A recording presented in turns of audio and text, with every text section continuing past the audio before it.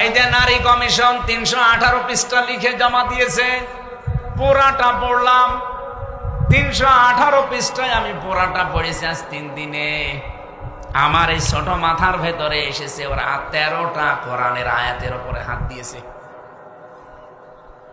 ভারতে 26টা কোরআনের আয়াতের বিরুদ্ধে ওরা কেস করেছিল, আর এরা এই 13টা কোরআনের আয়াতের উপরে হাত দিয়ে বলতে চায় যে এগুলো মানা যাবে না, এগুলো সব নারীদের বিরুদ্ধে।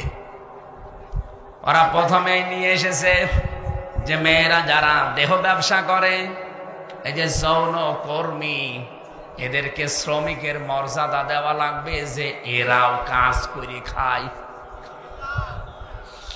আরে ভাই, এটা যদি ডক্টর ইউনূস আজ মেনে নিয়ে এই দেশে জারি করে দেয় যে যারা দেহ ব্যবসা করে এরাও এক ধরনের শ্রমিক কর্মী।